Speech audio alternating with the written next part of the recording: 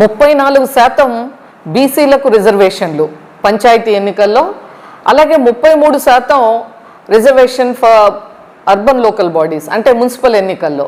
ఏదైతే cabinet decision అవటం, మొన్న అసెంబ్లీలో కూడా దాన్ని పాస్ చేయటం, ఇది ఒక రాష్ట్ర సామాజిక రాజకీయ చరిత్రలో ఒక కీలకమైనటువంటి మలుపు తీసుకురాబోతుంది. దీని మూలంగా అనేక మందికి రాజకీయ అవకాశాలు, స్థానిక సంస్థల నుంచి మనం ఒక నాయకత్వాన్ని పెంచుకుంటానికి ఒక మంచి అవకాశం. కాబట్టి ఇది ఒక హిస్టారిక్ డెసిషన్గా మేము భావిస్తూ ఉన్నాం. కూటమి తీసుకున్నటువంటి ఒక మంచి నిర్ణయం. దీన్ని భారతీయ జనతా పార్టీ పూర్తిగా దీనికి మద్దతు ఇవ్వటం, స్వాగతించటం, ఆ విధంగా దీన్ని ఈరోజు అసెంబ్లీలో బిల్ కూడా పాస్ అవ్వటం.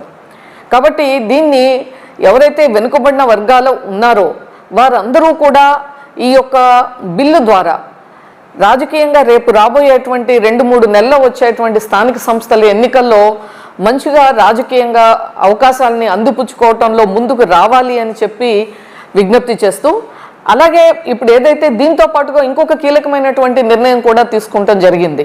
అది అర్బన్ లోకల్ బాడీస్ అంటే మున్సిపాలిటీస్ కానీ లేదా కార్పొరేషన్స్లో కానీ జరిగేటువంటి ఎన్నికల్లో మేయర్కి అలాగే మున్సిపల్ చైర్మన్కి డైరెక్ట్ ఎలక్షన్.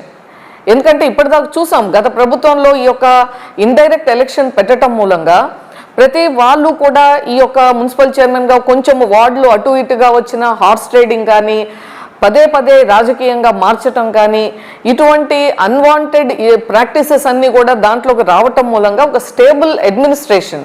ఎందుకంటే స్థానిక సంస్థలు అంటే స్థానిక ప్రభుత్వాలు, వాళ్ళ యొక్క నిర్ణయాలకు కానీ వాళ్ళ యొక్క పనితీరు కానీ సరిగా సజావుగా ఒక నిర్ణయాత్మకంగా ఒక మంచిగా సాగాలి అంటే ఒక మున్సిపల్ చైర్మన్కి ఒక స్ట్రెంగ్త్ ఉండాలి.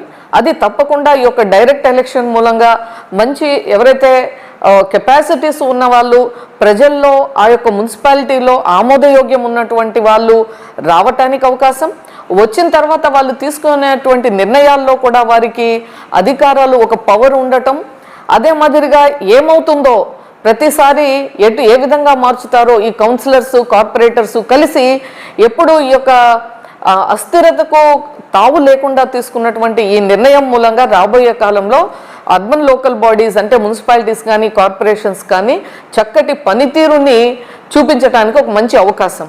కాబట్టి ఈ రెండింటినీ కూడా భారతీయ జనతా పార్టీ సమర్థిస్తుంది, స్వాగతిస్తుంది, మద్దతిస్తుంది.